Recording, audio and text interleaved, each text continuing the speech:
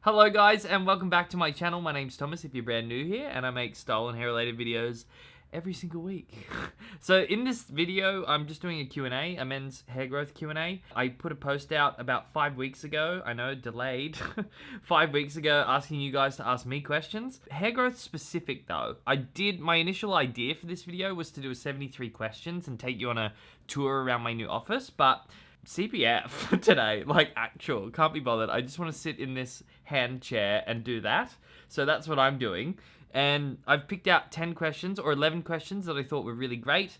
And hopefully in the next Q&A, that's one where we'll do like a little office tour and stuff like that. Because it is pretty exciting, all the new stuff I've got going on at the moment. So, without further ado, let's get into these questions and shablam. Just to give you an overview as well, in the description box, there is a timestamp for each of these questions. So, if you want to skip to a particular question and get the answer for it, you can do that without needing to watch every single question. We are going to be talking about things, PE hairstyles at school. We're going to be talking about ethnic groups and growing their hair faster. Is that even a thing? We're going to talk about straightening your hair with a hat. We're also going to be talking about why hair grows faster in summer. We'll be talking about SLS, SLES, for those who know what those are, silicones and parabens. We're also going to be talking about, obviously, the headlining question, where the best place to start when growing your hair out is, and a heap more, okay? Like, I'm not going to sit here and read them all out, because then what would be the fun in that? And if you want a timestamp to the particular place where that question is, just go to the description box, okay? Oh, and PS, before I get started in this, we do have a subreddit now called r/manbunsandmains. So any of you that want to go over there and make the first post, it's empty as fuck, but we have to start somewhere, okay? So get on over there and join the Facebook group if you haven't already. All right, so the first question on today's list is from Focus Force. Focus is spelt with a K, so F-O-K-U-S. Interesting. I'm growing my hair in a lowered top knot. I'm guessing like a lowered undercut man bun, maybe? And I always shave the sides and the back that I'm not growing out. Currently, my hair on the top is 10 centimeters long, and the back and sides are 1 to 3 centimeters long. So my question is, how to style them and what to do when I have PE at school or when I go to the gym, because when I sweat, my hair becomes weird and I look stupid and I can't even tie my hair up. Whoa, this is a dilemma, man. My best answer for this question was just either wear a bandana or a sweatband. I mean, those two things are going to be the most secure. They're the tightest, and pretty much you can slick your hair back and bandana it down, and then while you're working out or whatever, it's not going to get in the way. And I don't know, that's the most practical. If you're worried about being judged for looking like that, then... Don't judge me, Lizzie. Don't you dare judge me. I don't know, a cap makes more sense as well, or a visor even. That's what I would recommend for these. To be honest though, like if you're going to be working out and getting all hot and sweaty, I don't look great after I'm been sweating either. If anybody out there does, fuck you. Yeah, I would go with a sweatband or a bandana or a cap. And don't be too serious about your PE hairstyle. I would just woo on that. Okay, the next question is from Trevor Thole, or Toll. It's got an H there, but I don't know if it's silent because I spell my name T-H-O-M, so probably Toll. How do you suggest getting volume into pin straight hair? I've tried dry shampoo and blow drying my hair, but it's always falling flat. Thanks. Well, Trevor, why don't I show you? Can we get a change of scenery, please? Well, what is going on here? Well, I'll tell you. I've started doing a hairstylist course. I really wanted to up my skills, particularly because I feel like on my channel, I haven't really... I mean, I've done everything that I can do with my own hair, and I thought, how can I bring you guys more value? So in short, I'm doing a hairstylist course. In short, mannequin head. It's part of the gig, okay? But what I wanted to show you was when adding volume, I've learnt this already in my course. Ooh, where's my tail comb? Is it over there? Haha! Okay, so when it comes to creating volume, things I've already learned, I did this hairdo, it was red carpet curls, actually, and with the red carpet curls, we had to section the hair and do our curl with the curling wand, and I'm probably going to do a really rough job here, but essentially, what the trick is with creating volume in hair to make it not look so flat and pinned straight is to tease the underside of a section to give it more height. You would use a comb and hairspray. I'm not actually going to hairspray this dolly head today because You have no idea what it's like to wash your own hair and a doll's hair at the same time. I'm just not doing it, but the hairspray's there for show, okay? So what they taught us to do was to, with your section of hair, or once you've curled it, if we pretend that we've curled that, is to tease the underside. So we're not teasing anything around here, we're teasing this back bit, because this part here is the part that no one sees, right? So if you tease it up, spray it, it's designed to give a heap of volume. So you do a bit of back combing in the back there, and it already creates height. You see that? This is a lot higher there, and you do it in layers. So I just wanted to show you this quickly in practical terms, because I feel like I'm actually able to give value here. But you just back comb the back bit, and it puffs it out. Same with over here. And obviously the hairspray keeps it lasting for longer, but you've got to be patient and you've got to do it properly. So I'm just trying to show you like a little example of what I mean. And because you're only back combing the back of it, the hair that's not getting tangled up or teased at the front then covers it over. It's because nobody sees it. You do want to set it with hairspray though, because if your hair starts blowing around everywhere, you're going to have all these sections flying out with teased underneath, and it's just going to look awful. So make sure you're hairspraying it and setting it in place. But that is one little trick that I've learnt since doing this course, and it's a very good one, okay? So let me know how you go with that, and I hope that answers your question. Now, back to where we were. And that's how you do it, okay? In my hair course, it's been really fun learning that. Picking up tips like that here, there, and everywhere, and I can bring them back and help people here on this channel. I love it. Because that's what heroes do. The next one is from Adam Suhail. That's how I would say this. Does an ethnic group have better hair growth compared to other ethnic groups? Now, I was like considering, do I even put this in here because it's got ethnicity involved? But no comment. To be honest, I don't even know. Like, I've never researched that. I've never wondered that. I would say probably not. There's probably not an ethnic group that has better hair growth. I think it does have something to do with your genes, like the genetic makeup of you personally. But I wouldn't say it's about your ethnic background, because, you know, an Australian person, like me, I could have better hair growth than another Australian person, but we're both Australian. You know what I mean? Like, it just doesn't make sense. People that live in hotter climates probably have faster hair growth. We'll get to the reason that is when we get to the summer part. But yeah, I would say no, just at a guess. Next question is from Kiwi Masterpiece. So Kiwi Masterpiece says, by wearing a hat, can it straighten your hair naturally? Good question. So I used to wear beanies and hats when I was really young, and I hated my big hair. I love my big hair now. Hats and beanies, they don't technically straighten it naturally. They'll just compress it in a way. After you're wearing a hat for a really long period of time, you'll get a thing called hat hair. You know what I mean? It looks really like pushed in. It doesn't look very good. And then once you've got hat hair, as soon as you play around with it, all of a sudden, it just goes back to a big puffy mess, right? And that's because the cuticles on the outside of the hair, they've just been pushed down for a minute, and they just flick back to where they were. Using a straightener is the only real way you're gonna get that nice on-fleek straightening. Yeah, and I wouldn't rely on a hat to do all the straightening work for you. Plus, as your hair gets longer, you know, only so much of your hair will fit into a hat, like this much of it. You know what I mean? Perhaps this hat will help. Other than that, everything out here is just gonna be buffy. I hope that answers that question. I just can't get my angle right here.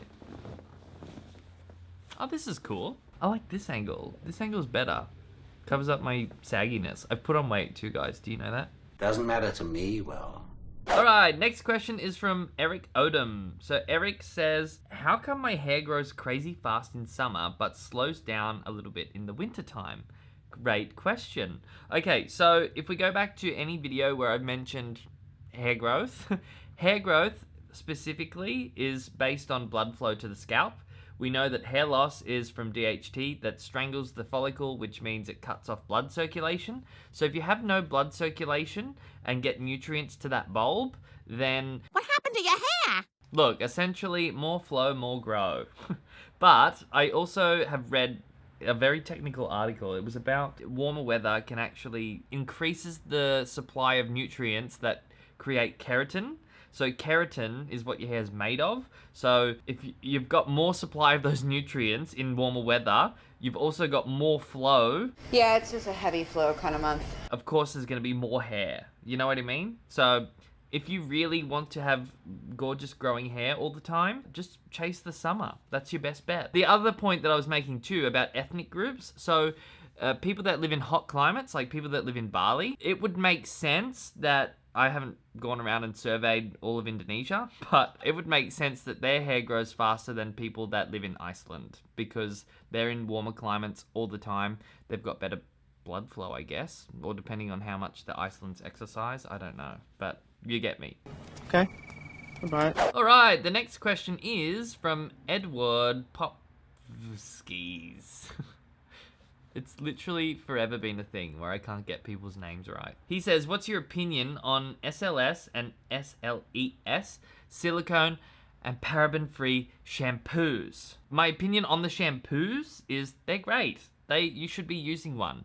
Do these things have a place, like SLS and SLES? Those two things, in easy terms, they're just sulfates, okay? So you'll constantly hear hair gurus go, use a sulfate-free and paraben-free shampoo, nah. Yeah, right? And it's true. Actually, parabens, okay, let's start with parabens. Parabens are a preservative, okay? They're a preservative that the hair care brands put in their products so the shelf life of the product lasts for longer. That's really their only good use. The consumer doesn't really get any benefit out of it. Parabens are also known for enhancing or exacerbating skin irritation. So if you've already got like irritation or psoriasis or something and you put a paraben on it, it will most likely make it worse. Or dead. And a paraben is solely for the company that's making the product Last forever. so it doesn't grow fungi and all this other shit in it. Now, if your shampoo's good and you're using it, like, you shouldn't really have a moment where it can grow fungi. So for any good company that's selling shampoo like hotcakes, they shouldn't really be putting parabens in there because they should be selling a lot of it, right? Why you got that in there? As for sulfates, so sulfates, still to this day, they use them in floor cleaner. Sulfate is a very, very good cleaning agent. It's what makes things foam up. It gets rid of dirt, okay? Which, it makes sense to put it in shampoo, but I don't believe you should be washing your hair. There's a time and place that you should use it, particularly if you're stripping your hair. If you want to get all the dirt out of it and really wash it, like maybe once a month, I would do. But for those people that wash their hair every day, don't use a shampoo with sulfate in it. You know why? Because you're just going to be stripping your hair every single day, and that's what causes that dryness, because you're taking all the oils off, you're taking all the dirt off, you're just drying the fuck out of that hair with pretty much floor cleaner. But did you die?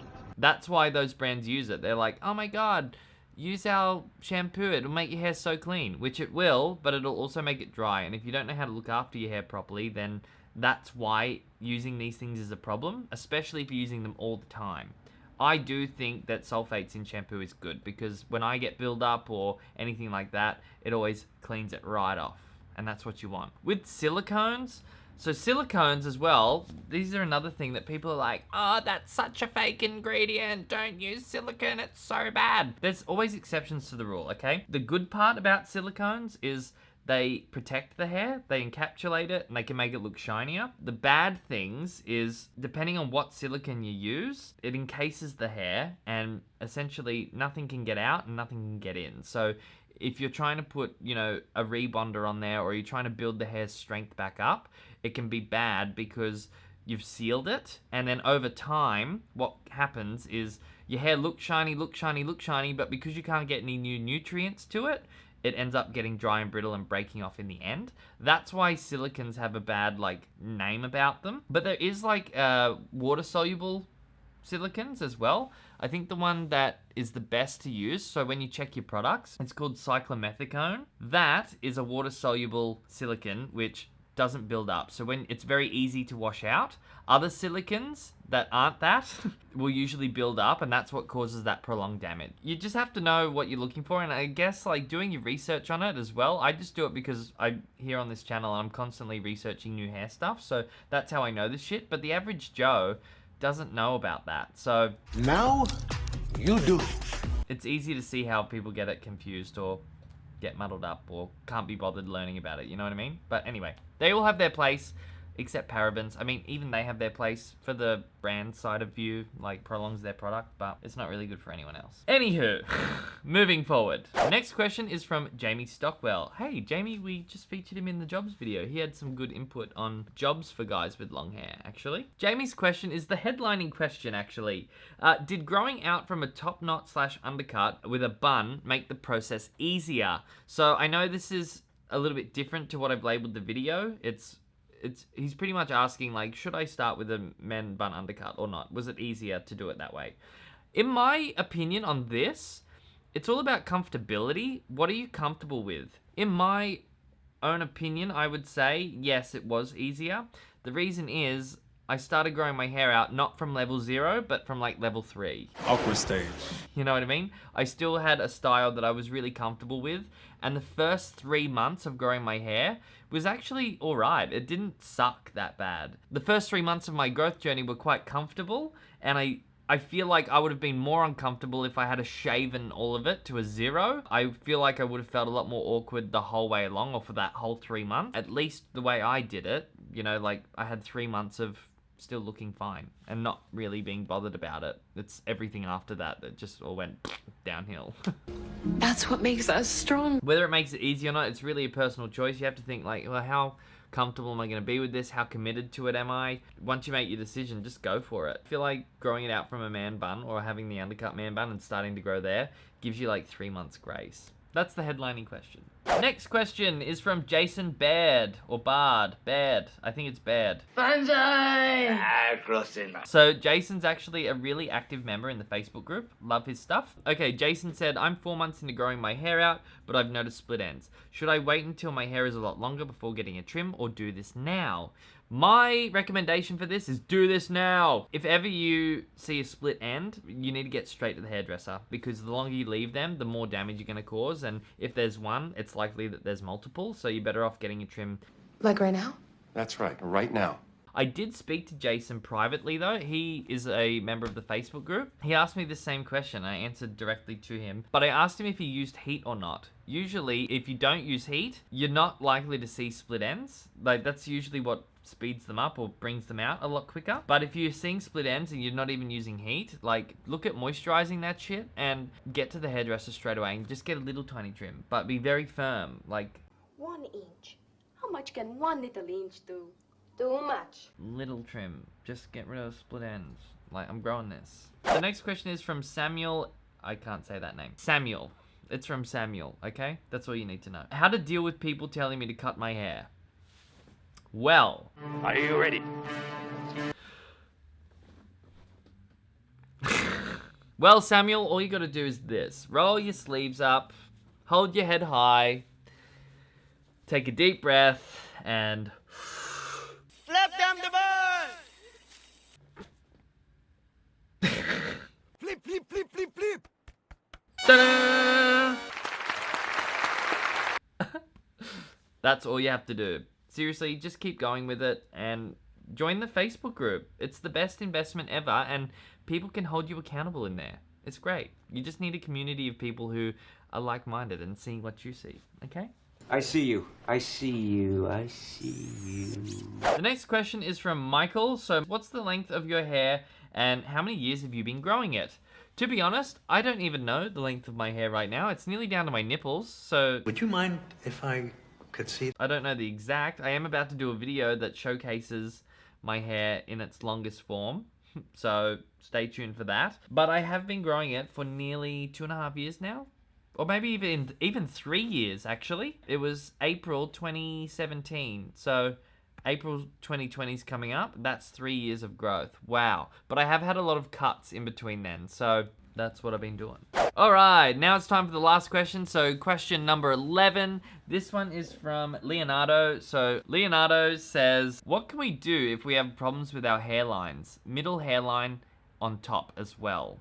Okay, good question. I don't know if you guys seen this post I made about hair loss solutions for men, practical hair loss solutions. Actually, this isn't even a hair loss solution if you don't want it to be. If you're just unhappy with your hairline, hair implants are a great way to go. What they do is they take bits of hair from the back of your head, they implant them into a new hairline, or if you've lost hair, they can regrow your hairline. The only difference is if you're losing hair, you need to target the problem that's happening underneath before you go and get the implants. if you're not actually suffering from hair loss and you just want to fix up your jagged hairline. He's talking about you.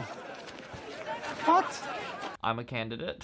You can go and get hair implants, and then within a year, they start growing full and beautiful. Like my housemate, classic example of this, and yeah, he does really well. I have seen them work in the flesh, and they're really, really cool. And that's my 11th question, Kimbo. I think we're done. I hope you guys found this video useful. Please give it a thumbs up, because you know it helps me in the algorithm.